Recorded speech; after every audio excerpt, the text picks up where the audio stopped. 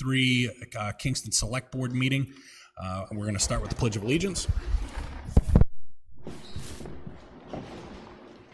I pledge allegiance to the flag of the United States of America and to the republic for which it stands, one nation, under God, indivisible, with liberty and justice for all.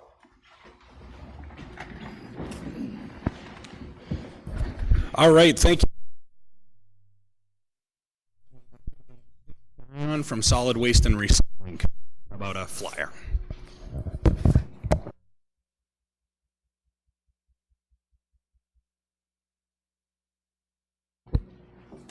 Hello. The Solid Waste and Recycling Committee would like to put another insert into the tax bill. We're trying. It's on.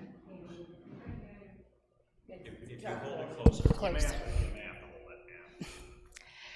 We'd like to put a flyer into there, giving the most up-to-date information on recycling and announcing that we are starting a collection point, which we opened on Saturday for glass and cardboard. How did it go Saturday? That was your first day, right? My apologies. How did it go Saturday? I know it was the first day. It was kind of like just happening. So did you have much of a turnout? Or? We had 15 cars. Not So bad. For not bad. Not bad. Yep, a lot of cardboard. A lot of people had saved glass, so we got a lot of glass as well. So it's pretty good for a soft opening where we kind of kept it low key. So. Is there a schedule now in place for a recurring event? Yes, we are going to do it every Saturday from 9 to 12, the same week that the recycling is done. So it will be not this Saturday, but the following Saturday. So then it's so that it's not every week, it's every other week. Every other week, sorry. Okay. Every other week.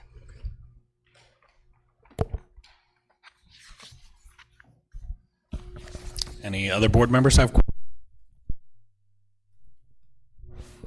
Do we have any other requests for an insert for that tax bill yet? I haven't heard of any other requests from other departments, but I think it's a little early to know what's going to be there. But I mean, it's kind of, in the past, it's kind of been first come, first serve. That's probably why Stacy is here so early. Correct. It's two-sided, so we want to. Okay. Is the counted for? Have a budget for this committee, so we are going to have to take it from somewhere in the solid waste budget or some other location. Any cost estimate that you guys were able to put together to put these in? It'll probably be, what did you say, about $1,200. Okay.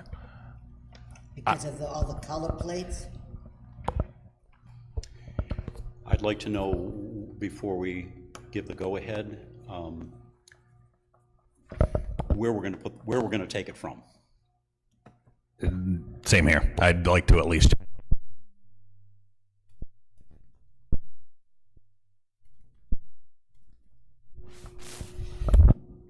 Yep. Okay.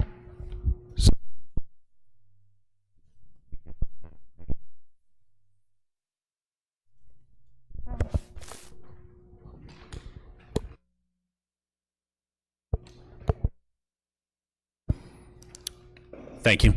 We're going to start our second appointment. We have an appointment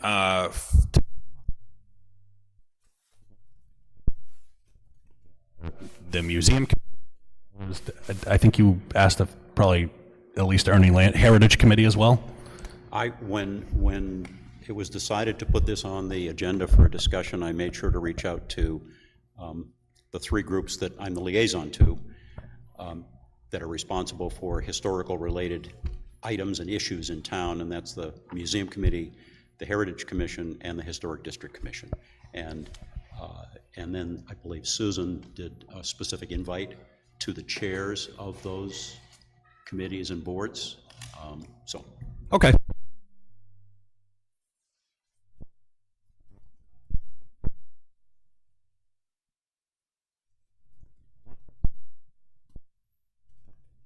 What the museum is, how it constraints, and a lot of people have the limited hours that it's open and available to the public due to potential COVID that it's incurring to the town. So we wanted to have a discussion with the committee members so we could kind of get an overview for any of us that maybe we're not understanding something, understand what we're paying for versus what the town's getting for. So are any committee members that want to come up and speak to this?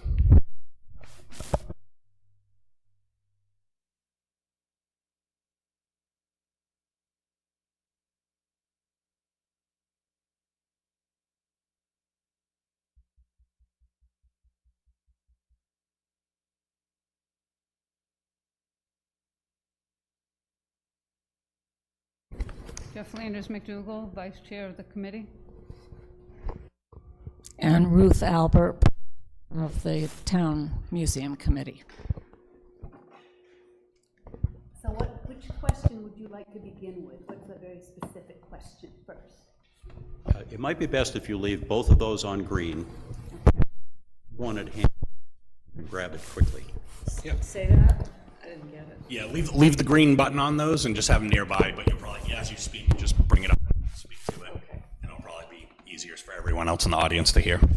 I guess, so first we wanted to discuss, you know, I was asked by some folks how much money we've spent on the museum since it's been created, the museum. We actually had the finance director do a 5-year look back at all the expenses that have been occurred on the building. So I know Susan does have some copies of that. Did you send that out to any of them, Susan? I sent out one. I have copies here if you want. Okay. Is that the same since did you? Yeah, it looks like it is only smaller. If anybody wants them, they're here. Thank you. And so obviously, and because obviously there are expenses that aren't necessarily in your budget line, but there are costs to the town incurred by the building, but they're budgeted for under other departments. And so that's why we just want to make sure. We wanted to have a general understanding of all the money that's spent, and I guess the sheet kind of explains for itself, but if you want to talk to any of the items on it, but I think some of the concerns came from folks about how much we're spending versus, you know, the limited hours of availability for the museum to the public. I guess I have a question by what you mean by the limited hours. Well, I would say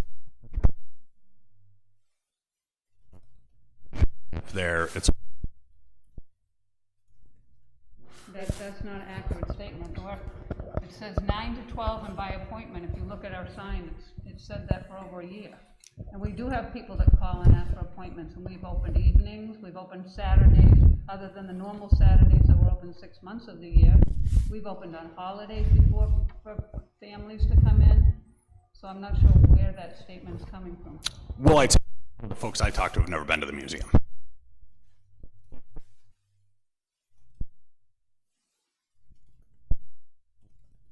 Your average annual attendance.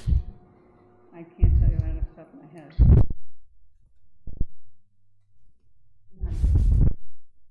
This year we had, on that one day that we were 35 come through. Which we thought was great because it wasn't.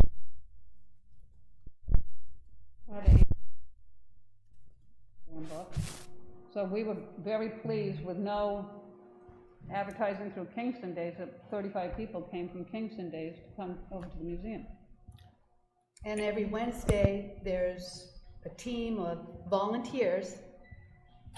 This is a town department, if you wish, or a town organization that runs on volunteers, and there's always a team of at least 6. And we probably have, especially in the spring and summer and fall, half a dozen people come in. And they're not all Kingston residents, they're from local towns, they're from other parts of the country. There's never a Wednesday when nobody shows up. Are those generally the same people every week, No, or they're different all the time? We see people that we've never. Some of them used to live in Kingston. They had family members that lived in Kingston.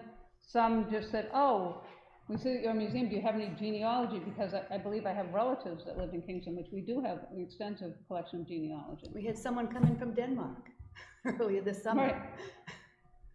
We have California. a lot of people looking for genealogy. Phone calls, and I talk on the phone a lot to people. Okay. But, I mean, besides just being the museum, I hope everybody in the town looks at this building as a very important beautiful architectural structure, which is on the National Register of Historic Places. So somebody thinks it's a nice building and somebody thinks it's important, or it wouldn't have made it on this. Yeah, talking to the mic, sorry. People in the back can't hear you. I can hear you, but I know they can't. Do I push the button? Yeah, as long as it's green. Leave it on, keep it. You can leave it on green, not to If push it's it. green, you're good. Okay, where would you like me to begin? The National Historic Register. There was enough people around that felt it was an important enough building, beautiful. I know people that have come from as far as Alton Bay and brought friends of theirs to see this building because it is so beautiful.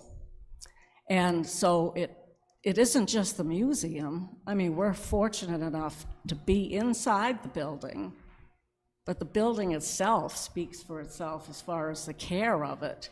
And that care would have to happen whether we were in there or not in there. You know, the roof, when it needs work, when the stonework needs work. I mean, that's keeping up a beautiful center of the town of Kingston.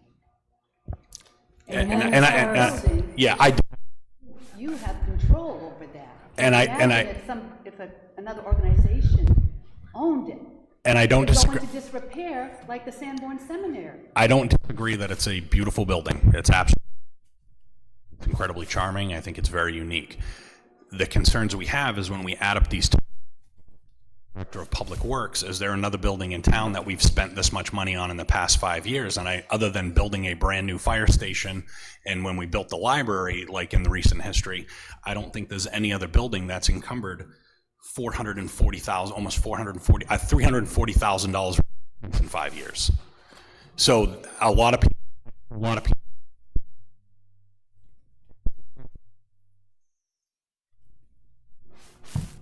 Partly supported by grants, you know, redoing the roof and the stonework.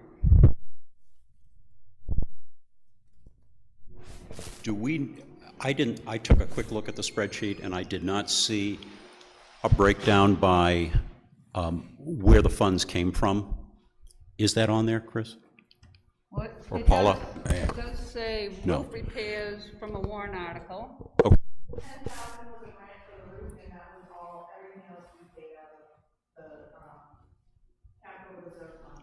Which is tax dollars.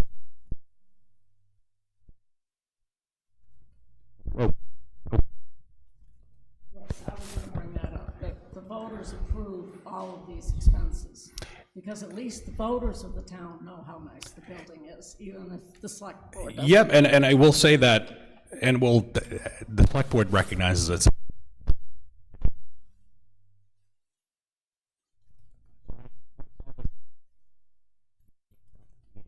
felt they needed to call the attorney, maintaining it properly, even though we've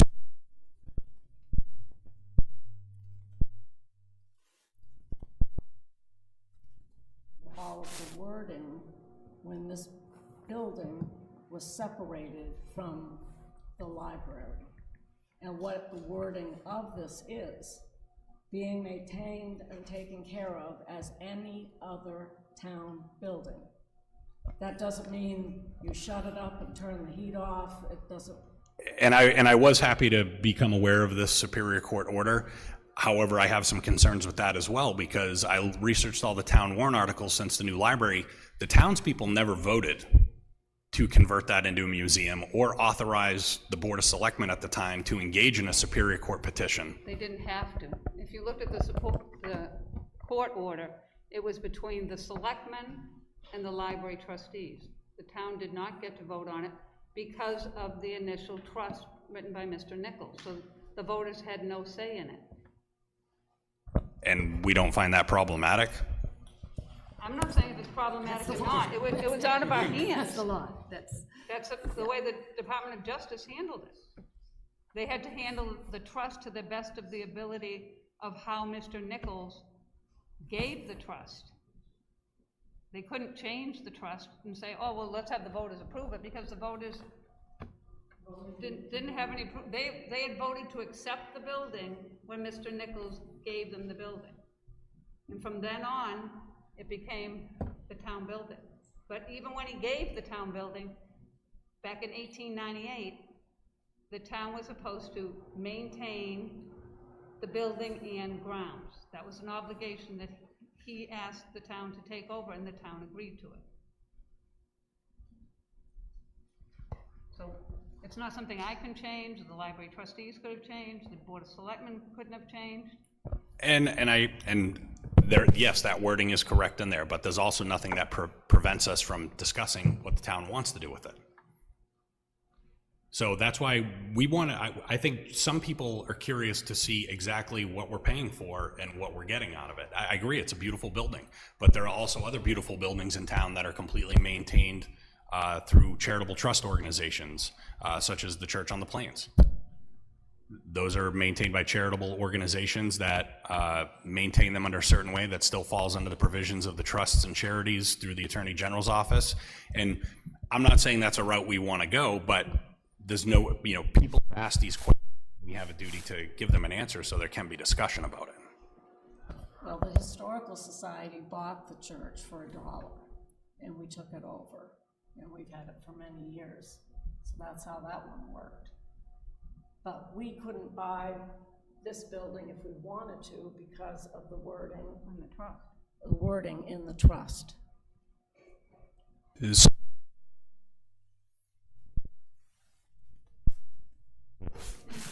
The charitable trust, and I guess that's what's problematic to me, that the Board of Selectmen at the time, while it may have been legal, I disagree with their actions to not go.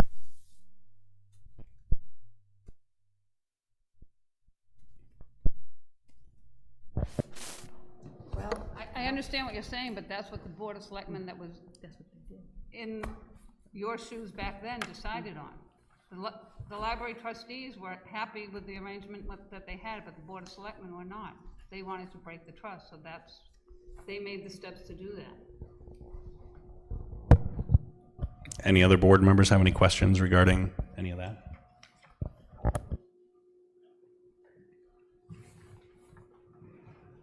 We're not taking public comment. This is for the committee members.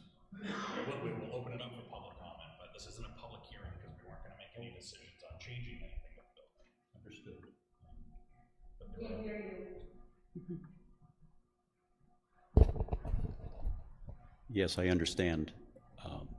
Gentleman who has his hand raised is the chair of one of the other bodies in town, and I didn't know if you wanted to hear from any of them as well. What chair is it? What committee? Commission. Okay, yeah, then we invited all the Heritage Commission, Okay, the museum, I and think the museum committee that was being invited up at the first. I just wanted to talk a little bit about the expenses that. just more of them. Oh, thank you. Thank you. Thank you. Just want to talk about the rehabilitation expenses on both of the buildings. Actually on the roof and on the mortar. Ernie, you got to bring it closer to your.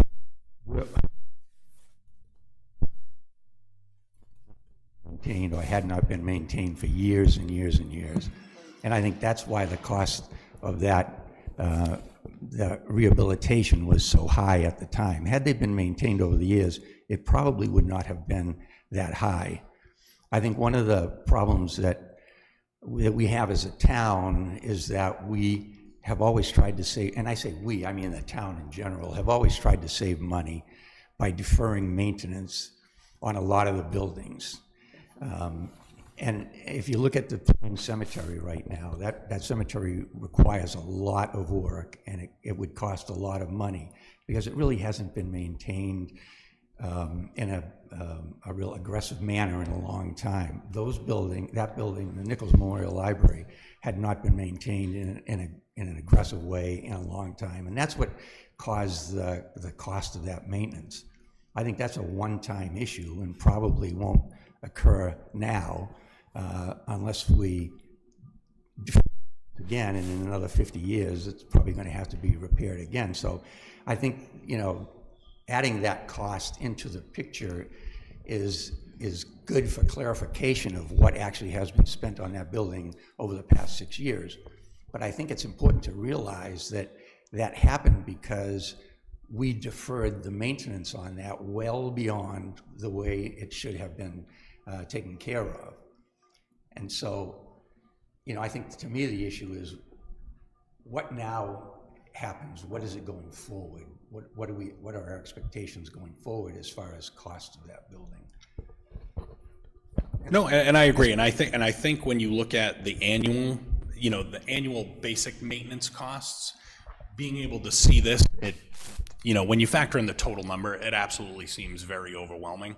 But I think when you do look at the annualized basic maintenance cost, it's not an intimidating number.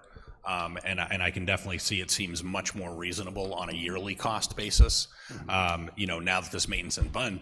But, I am a little bit concerned now with this whole Attorney General's letter, because now it appears that if somebody feels we haven't maintained it as quickly or as fast or up to the standard they like, we can now have the Attorney General's office called on us that it's not being maintained quickly enough or to a standard that somebody disagrees with. Yeah, I can't speak to that issue. All I know is what we've done as far as rehabilitating the building and trying to maintain it. So just to kind of reinforce what Ernie's saying, clearly a lot of money has been put into the building, either by grants or by approval from the voters to take it from capital reserve funds. As Ernie said, those big numbers should not continue going forward as long as we keep up on what needs to get done on the building. It's an old building. Historic buildings take a lot of upkeep. There's no question about it. I mean, I live in an old house like many people in the audience do, and they all know what it takes to keep up old places. There's no argument that it's a focal point of the community. It's a cherished resource in my view. If we can keep up the maintenance and we don't have these huge bills going forward on an annual basis, the installation of the new heating system being backed up by the electric mini splits that are in there now should be able to bring, I would hope, be able to bring down the annual heating cost, which should keep the annual costs down, even the annual operating costs down, even more than what you see in here. And I mean, that can all be talked about, but and I think the intent at the time that the transfer went from the library trustees to the town is whether or not it should have gone to the voters. I don't know the answer to that question, but it was done apparently in accordance with what the state approved, whichever division it was that. It was the trust that was established, and that's what they went by. The Nichols Trust. Right, but which office at the state determined that? Was that the Attorney General or the Charitable Trust Division? I think Well, the charitable trust Under the AG? Yeah, Okay, so it's all under that same umbrella. yes. And it was handled the way that they at the state. And so I guess at this point, without having any more information than we have in front of us, I don't know that there's any thing divesting ourselves of the building. If we want to address how we use the building, how we perhaps maintain heat and humidity through the winter time, especially at a level that's acceptable for preservation of the archives that are there, and perhaps using the splits to, assuming that they can be used for heating as well as cooling, and I don't know the answer to that question, but if they can, even if you kept the heat at a basic level to maintain the structure in the archives, during the times that the building is being used, perhaps the splits could be used to then supplement and bring it up to a comfortable temperature for working, and offset some of the costs that way.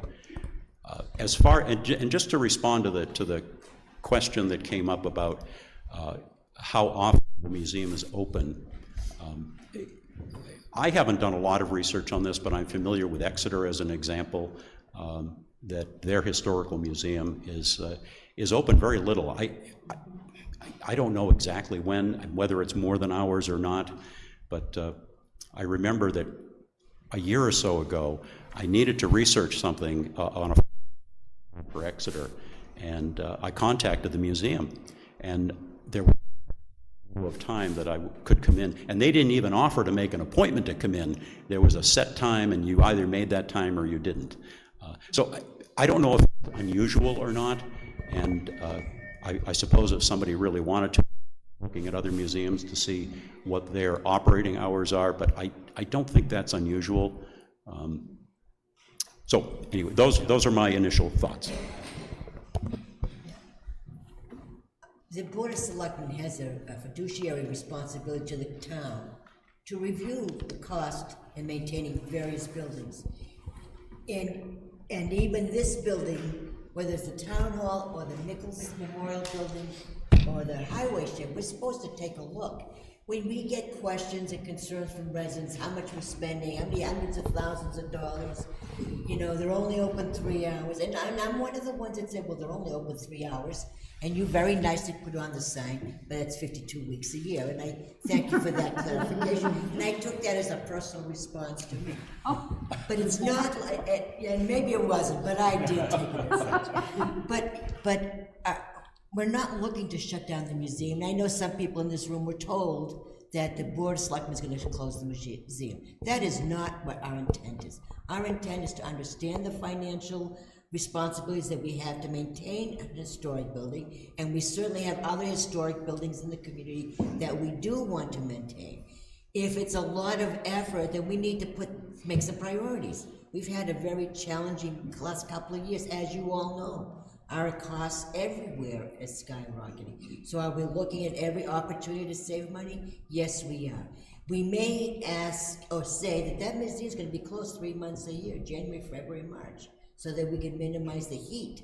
That's not a big ask in the overall scheme of things. We're not saying close it, and I don't even know if we're going to do that. I'm not, my colleagues and I have not talked about that. I'm just letting you know some of the thought process that go in by some of these requests for more information, because that's our job as your representatives in maintaining and managing our tax dollars. So we're glad you're here, and we want, you know, we're not looking for an adversarial situation at all. And although I will tell you, when someone calls the AG's office, and makes me stop and think, you know, who's running the show here? I don't understand that. It's not supposed to be adversarial. We're supposed to here to work together to move the town forward in a very positive manner. And it's our taxes, you, me, and everyone else in this room. It's our money. It's not somebody else's money. And the more grants we get or whatever to help in maintaining the buildings, that's awesome. But we need to take a look at what's being spent. That's all. That's all we're trying to do. Nothing I hope we can nefarious. find ways to conserve during the winter months without closing it entirely. And that's why That's a short exactly run goal, correct. but it could be a long run goal, you know, looking at alternatives. And I agree, and some people had suggested, why don't you look at that? But I said, if you to completely shut it down, there comes problems with that. If you completely winterize a building, you have stuff in there that is subjected to, you know, if it was extremely low temperatures and humidity, and I understand that. And I want people to understand, I know I seem to be a lightning rod for negativity lately, but I really, people ask questions, and I'm like, well, I don't know the answers. I go, but I want to have a discussion, but I know people are going to read into it too much, and they're going to say, we need to, you know, do the rally cry and get everyone here and stop it from shutting. It's really not. And after I see these numbers, I feel very comfortable with the annual maintenance cost. But I had people specifically ask me how much money has been spent on these buildings over the past 5 years. Actually, they wanted back to when it was converted to a museum, but I asked the finance director to at least do the last 5 years. So I feel very comfortable when we look at these maintenance numbers as a whole on an annual basis outside of the large ticket items. I guess one of the things that, you know, I probably don't have an answer to the folks that asked about the hours. What I would like to see is maybe just some more community outreach to people to know that if maybe folks are interested in maybe an alternate day or some other hours, or at least to really educate and advocate for them about your willingness to set up appointments. Because I do think that is an important piece of the puzzle. If you're willing to set up these appointments for people that can't necessarily make it during scheduled times, I definitely think that's an important piece. But I think a lot of folks, it may be on the sign, but they don't necessarily stop and read it. They're thinking, oh, I'm gonna stop there. They hop on the website and it may just say, oh, okay, it's not open this day. I'll think about it another time. So I think it would be beneficial. It would be beneficial to you as an organization to just kind of tout what you're willing to do to the community, to offer as a service, because then I think people, oh yeah, they may not be open a lot, but boy, yeah, you call them and say, can I come in this Saturday for some stuff, and they're willing to do that, I think that goes a long way. Okay, so we can stress that more in our communications through our newsletter and the Carriagetown News.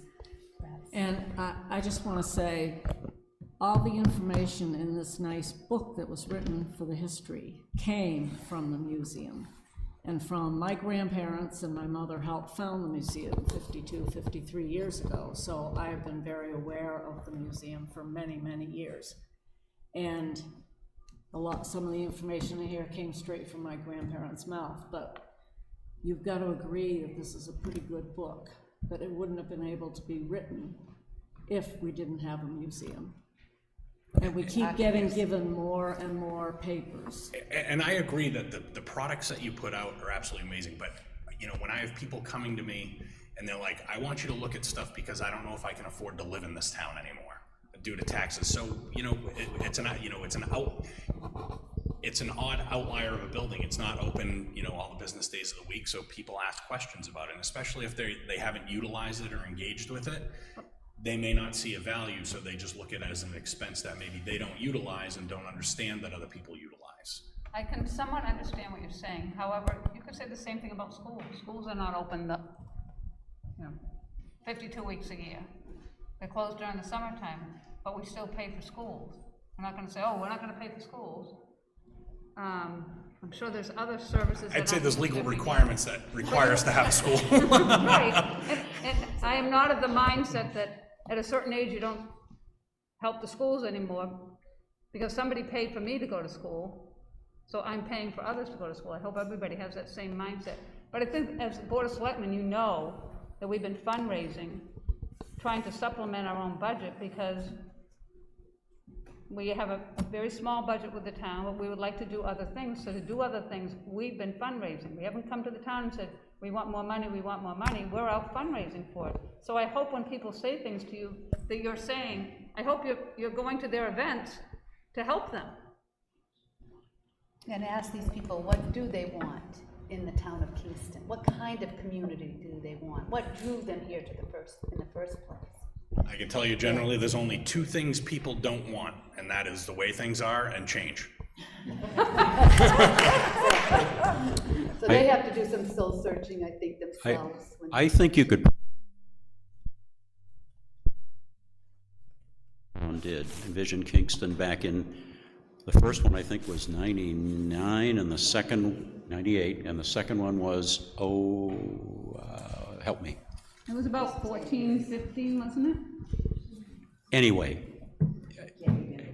certainly the more recent one, but I think even if you go back and if anybody wants the information, I have both documents, I'm happy to look at it, but in there, at least from the folks who participated in that process, you can get a sense for what they expect from a community, and I think you'll find that things such as the town's historical and cultural resources as well as its natural resources are pretty high on the list, as well as things like the plains and, I mean, the usual things that get called out as far as what people want out of a community, what draws them to a community. Anyway, so that data is available, so if there's a question about that, I mean, we can go and check that out and maybe put some of those comments, well, they are online. Yeah, it is. And I certainly understand not all people like culture, not all people like museums, but that to me doesn't mean we don't have a museum just because not all people want to frequent a museum.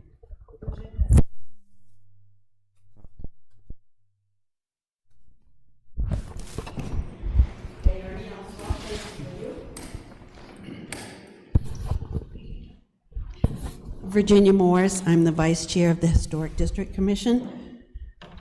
First of all, I want to thank the Select Board, ladies and gentlemen, for being good stewards of our tax money.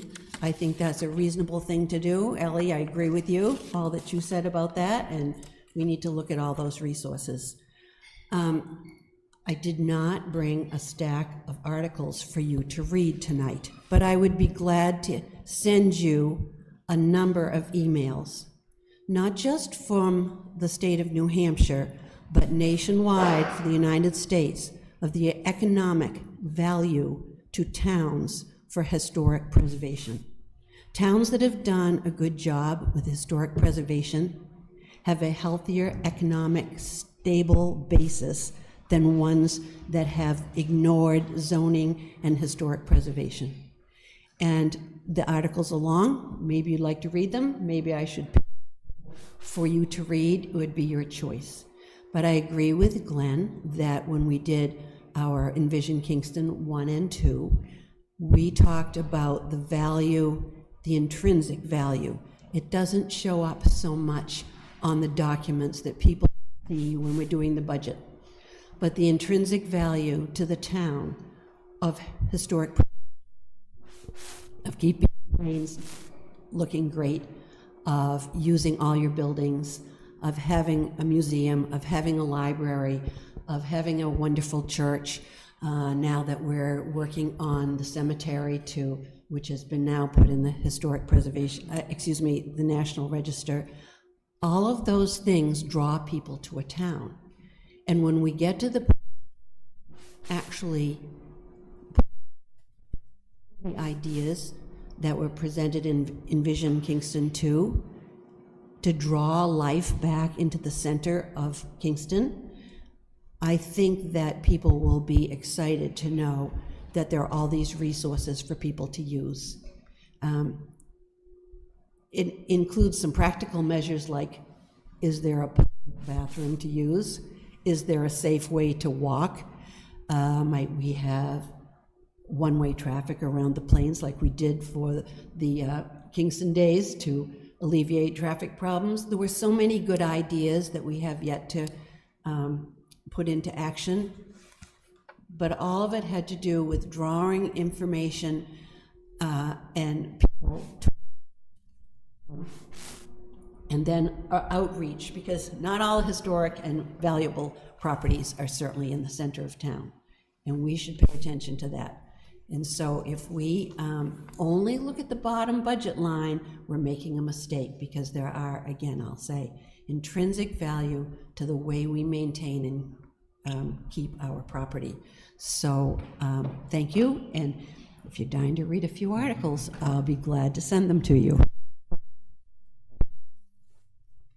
Please, like, obviously with the town last year, we had the budget passed by an incredibly narrow margin of 12 votes.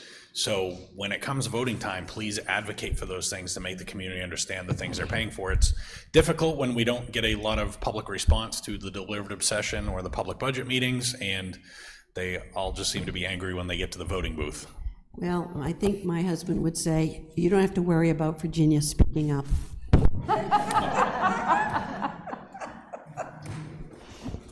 I just wanted to say your passion and your dedication is admirable, and thank you. It really shines through. And Ellie and Virginia, thank you for recognizing the role that we have, right?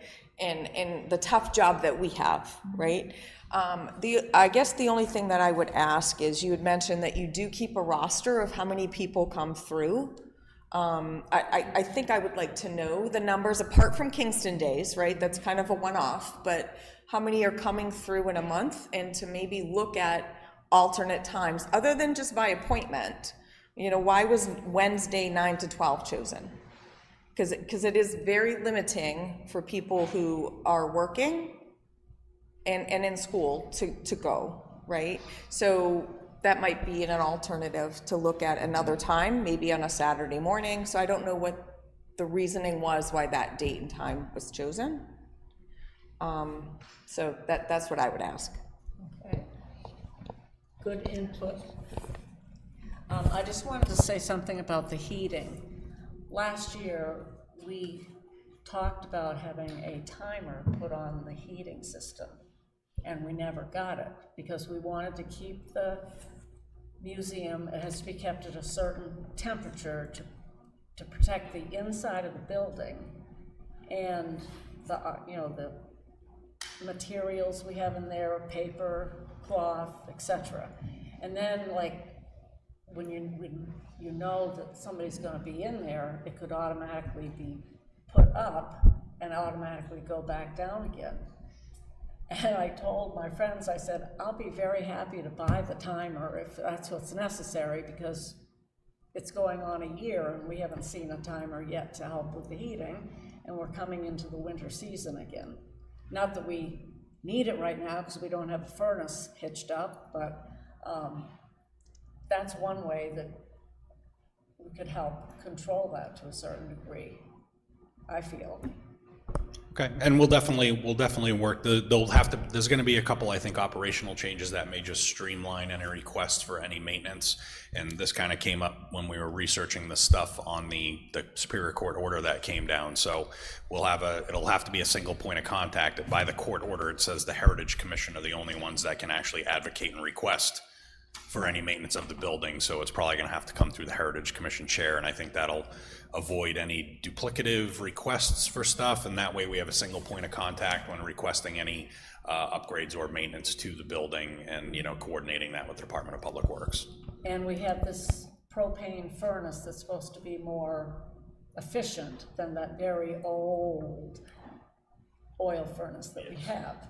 But we have had it since last winter, and nobody's bothered to get it hitched up yet, so we just feel like it Ruth, throws us on. Ruth, please listen to me.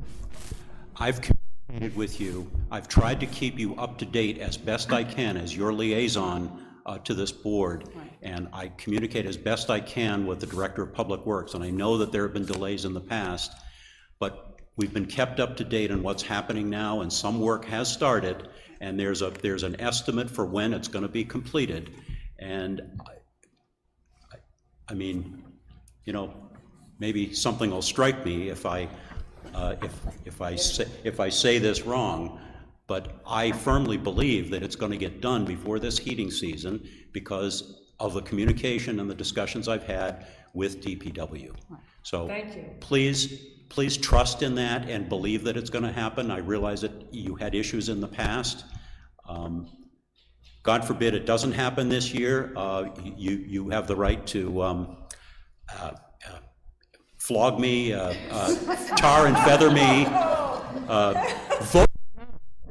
No. Anyway, please have a little faith this time and give it the next couple of weeks so that we can get it done. Okay.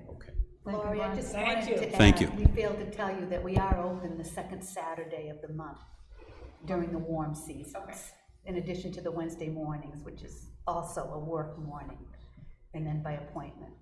And as we move forward in creating our long-range goals, we may have the museum open more hours at different times, but that's a long-range goal because we are a group of volunteers, and some of us work. Thank you. Anything else from the board? Anything else from the committee? Thank you very much, and I appreciate you answering questions and giving some clarifications. Thank you. Thank you for having us. Okay, we're going to open it up for our first public comment.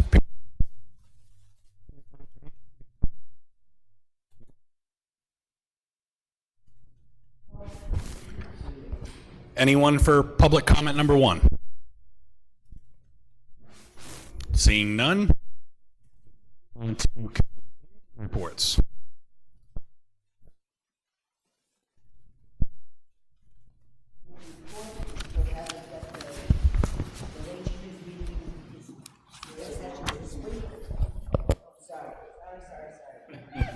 Oh, it's habitual. I know, what, never mind.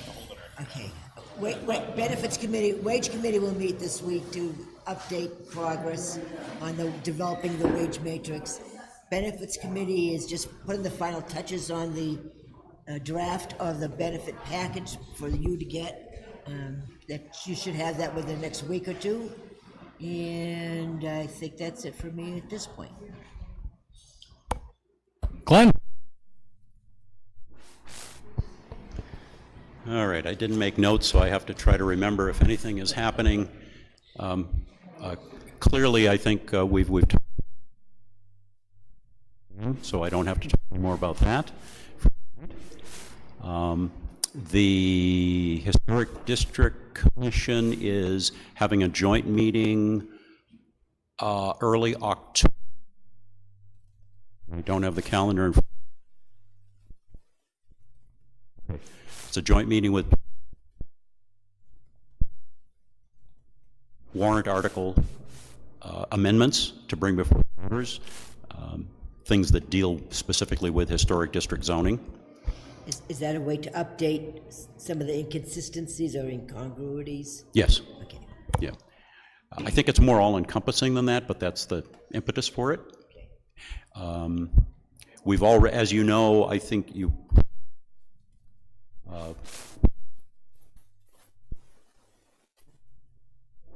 part of it, and that the town planner now makes a determination of use. The application actually gets to the district commission. So that step has been made better, but there are other that perhaps need to be modified, streamlined, and so. Let's see. I have not had any communication lately with the Rec Commission, which is my other group. Nothing there. Nothing on Solar Committee at this point, although there will be a meeting coming up on that September or October. Anyway, coming up soon to sort of restart the last year or earlier this year, after the town did not proceed with the solar panels on the foundation. But there's been some new information that might make a larger net metered system on the landfill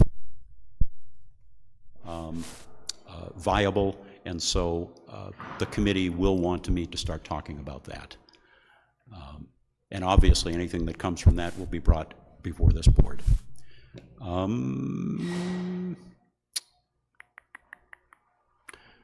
think that's it. I know Chief Police has been, police department's been busy. The chief's doing some hunting, but looks like his daughter was successful.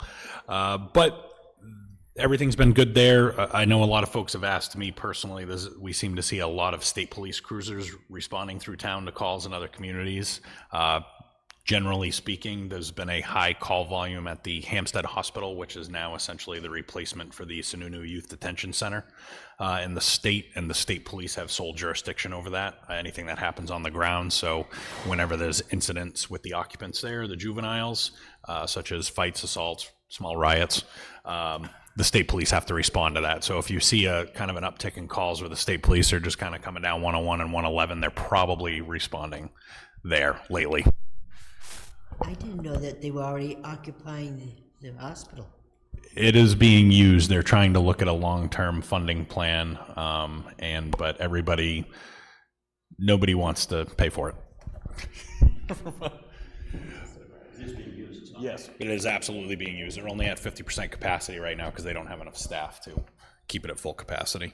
Other than that, planning board, we have a meeting tomorrow. I know we're going to be discussing potential items to bring forward as zoning or land use warrant articles, because we're on kind of an expedited timeline for that, and thus I think that's why there's also the joint meeting with the HDC on the 2nd to make sure we meet any timelines if we're going to push forward any warrant articles. And there's definitely it'll be a busy night of hearings, I believe, coming up on September. Oh no. Now, I know October's going to be busy too. I think tomorrow's busy with a lot of hearings as well as October. So if you want to come sit in the planning board meetings, please.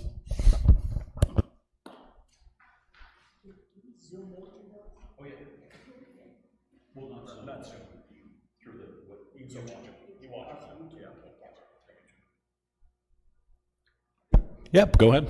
I don't have too much this week. Nothing on the fire department or the highway department. Budget committee is waiting with bated breath to get going, which probably will be 1st of November. and I know that Conservation has put together their facts and findings for the new Unitil solar panels for the coming in. Yes. Again, I think, so they've been working on what their concerns are in there, but I think it'll all get worked out. But other than that, I have nothing. Good, Lori.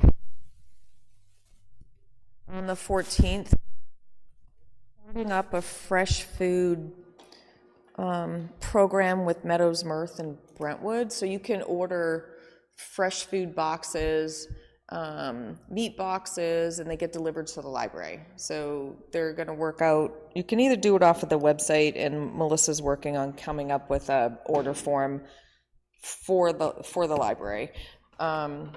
It actually looks pretty good. So, and it comes with recipes. So if you've ever tried a fresh meal thing, that's kind of similar to that. And then the senior lunch, I think they're going to start doing kind of a potluck thing at the library.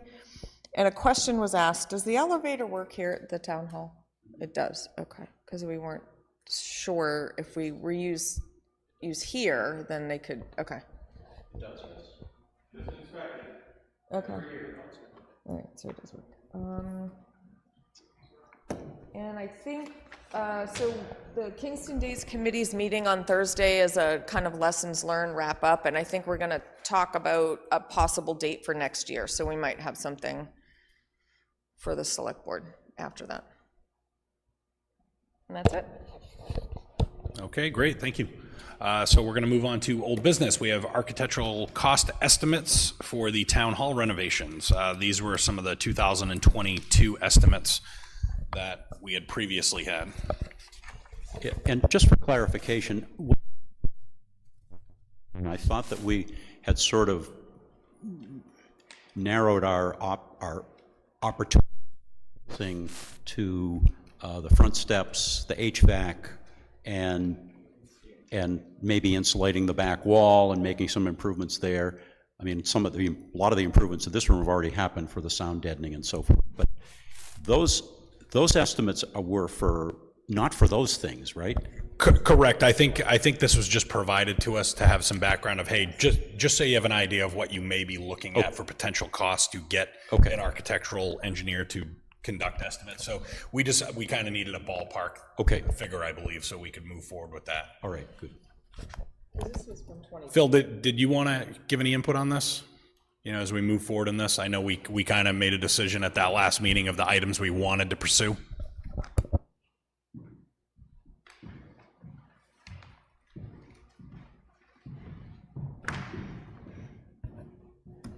That was sent just for reference, as you stated. The second bid, not from SFC, was a gentleman who was a mechanical engineer and an architect, so he did have actually some of the reconfiguring of the office space. There was HVAC work in there, so that was part of it. And I have not engaged them yet because I've got to do some more measurements on the stairs, and that's going to be part of what they'll be bidding from the architecture perspective. And the goal was because we wanted somebody that didn't just have mechanical engineering experience to lay that out, but also had the architectural background to make sure we preserve any changes that happen to the building to accommodate it. Yes. And these numbers are a year old at this point, so they shouldn't be too. Well, and they were with a different focus, so I would think that those are just for budgetary numbers, right? More than anything just else. Ballpark. Yeah. Yep. I would say if the priority is to have the stairs and the HVAC system done in this building, the engineering should be secured, because that is the one item that is not funded in my budget, is any engineering work. When we're not doing wonderful things to beautiful buildings, that reserve fund is actually meant to take care of these buildings, like the furnace that's about to crap out in the break room, or the waste oil furnace in my building that is no longer functioning. So that's if we have the plans drawn up under ARPA funds and we do one of the two, depending on where the prices come in, at least we know in the future we can put it in the CIP and get those things done eventually. So I would strongly advocate for the first step in this being getting the engineering work done, if those are the three priorities. Speaking of CIP, do you happen to know if our town planner has sent out the requests to the town departments? Because we haven't seen anything here that's come to us. He has not, to the departments. Okay. Can I ask you to follow up on that when you are at a board meeting? Yep. Okay, thank you. I'll be there with him tomorrow. Great.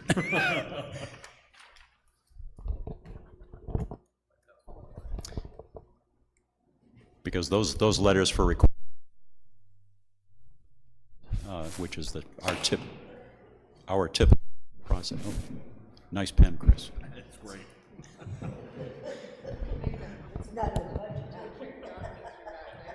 Budget cuts, my pen's falling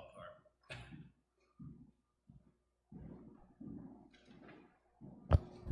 Okay, so yeah, I think the board was comfortable with you just, I know you plan on reaching out to, you're gonna reach out to get a quote, come back with a number, and then if we feel it's appropriate, we can take a vote to enter in a contract to get the architectural and engineering plans done. Yeah, and the electrical work on the plans, that number is in process already. Okay, fantastic. Yep.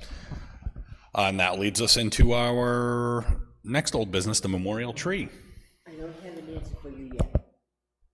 Okay, to be determined. We should have an answer by our next meeting. Yes, because if we are going to go forward with the tree, it's planting season. Exactly, exactly. I won't I'm not going to tell you why I don't have an answer for it. Okay. I know what I'm not telling you. Fair enough. You have to hold the secret. We don't have anything on the agenda for new business. Is there any other new business anyone didn't get on there that wants to bring up? Okay.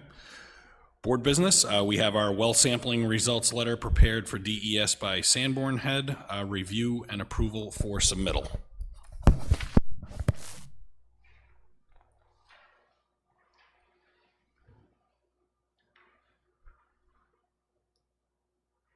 I'll be honest, I don't know what qualifications I have to determine if this letter is appropriate. I think none of us here are, and which is why we hire to do this. And we sign off on it only because it's our responsibility to do so. But I don't see any reason why we should not sign off on this. It's done by Sanborn Head and Associates. It's our selected contractor and has been for a number of years now. Susan, did you want to say something about this? No, I just want to say there's nothing to sign, but they just need your okay to send it in. Do they need a motion or? Motion. And to submit it to Environmental Services, Susan? All right, well, I'll make a motion then to authorize submittal of this sampling report from Sanborn Head and Associates dated September 15, 2023 to the New Hampshire Department of Environmental Services. Second. Any further discussion? All those in favor? I did forget.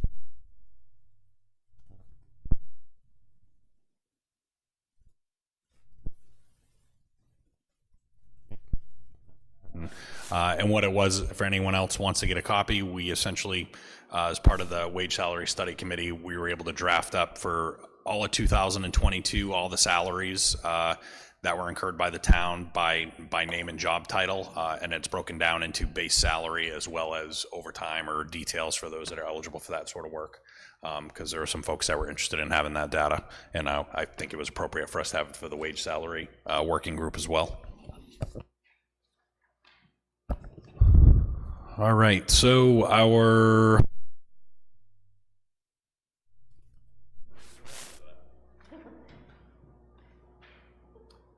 seeing none. I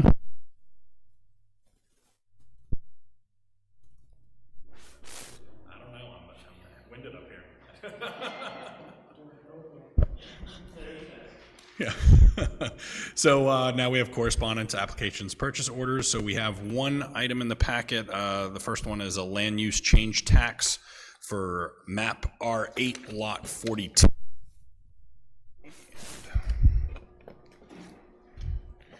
So what we have here, this is from the assessor's office to the members of the board. Attached are the forms to levy land use change taxes on parcel R8, lot 42, located at Old Coach Road.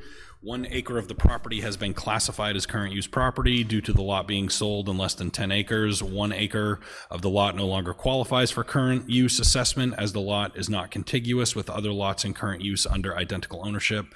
The current market value of the excess backland is estimated as being $6,000. The land use change tax is levied at the rate of 10% of market value of $6,000 MV times the 10% land use change tax equaling $600. The change in land use will be made by the assessing system, and this be classified as current use property for tax year 2024. Please sign each form where indicated. Should you have any questions, I am available for your convenience. So I don't think this is this an approval? That this is just, we have, okay. Okay, so is the board okay with me signing? Well, we should probably just take it as a motion. Authorize the chair to sign any necessary documents. The chair to sign. I move that we authorize the chair to sign the land use change tax. Any further discussion? Okay, that's unanimous. Where'd the other broken pen go? I feel it somewhere. There we go. That's great. Oh, I guess we all signed this.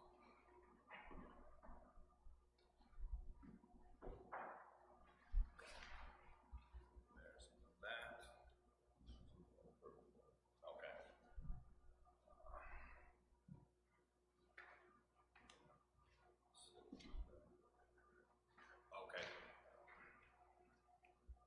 Okay. Is it, so this is changes in medical coverage rates, or a change to an individual? She had a couple of things in there. One was the change voted on for domestic partnership. Okay. And then there was another piece that she wanted you to look at before the timeframe for. Paula, is Paula still here? They all, yeah.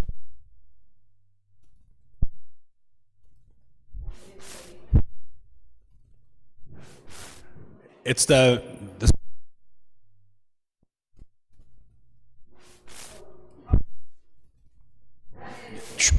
table, microphone,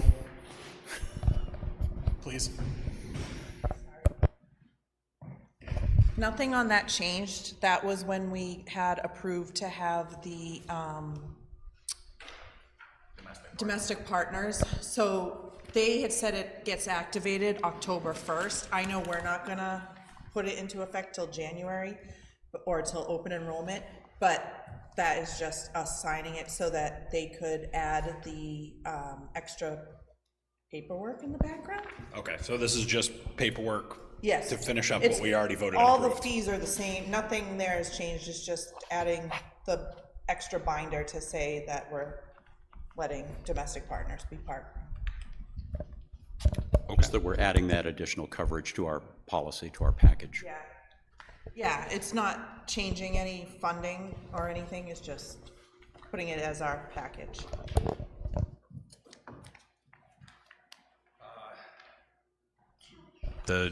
Bless you. The August Human Services Report is in our packets. If anyone has any questions that they want to discuss about that. I just wanted to speak to that for a second. As you see, we just signed some more information that would add to this. So her budget is she's gonna probably max out on her budget for this year. So we just wanna, so the numbers on the back can be a little deceiving when she's talking about a budget update. And some of her lines, like the mortgage line might move to the rent line, that kind of stuff, but she'll still stay within her budget. But she's also projecting for next year's budget, revising, reallocating, and probably requesting Yeah, and an increase. because a lot of the federal and even the county and state programs had come to fruition and Yes. ended, so and some of them got pulled back midstream, like they weren't completed yet. So, and what many people may not understand is that even if somebody was relocated to our community using one of these programs, once they're in our community, there is a legal obligation to help assist them. So there were many instances where we were just trying to help these people in the community. Right. So, but there are some statutory requirements of it as well. And she's also working with NHMA to find out, the RSAs are very ambiguous, and they don't put boundaries or limitations. So we're trying to figure out what that means, because it could kind of balloon. Yeah, I have a quick question. I know that people in the community are very generous to the pantry, and especially around the holidays. Is any of that money available to be used during the year that may help Marissa with her budget? I missed the first part of it. What money? Don't we have a trust fund? I mean, we get donations to the food pantry. Right. No, that money is available. It's available all year long, and she's actually applying for a grant right now for food gift cards through Shaw's. So she's very proactive in getting that. But the food isn't necessarily the issue. It's the other money that we're budgeted for rent, electric, Support services, right? and so forth. Okay. Exactly. While we're talking about human services, Susan had an updated calendar in our packet, and there's a couple asterisks on November 20th and December 18th. We'd have to know if we don't know how Marissa will be running that program.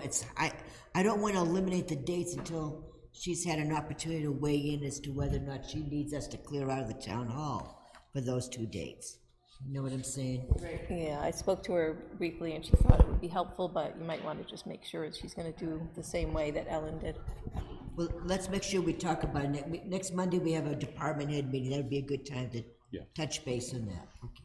Thank you, Susan.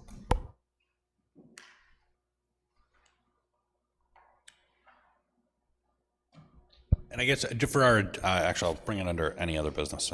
We have the next approval of the meeting minutes for September 2023. Second.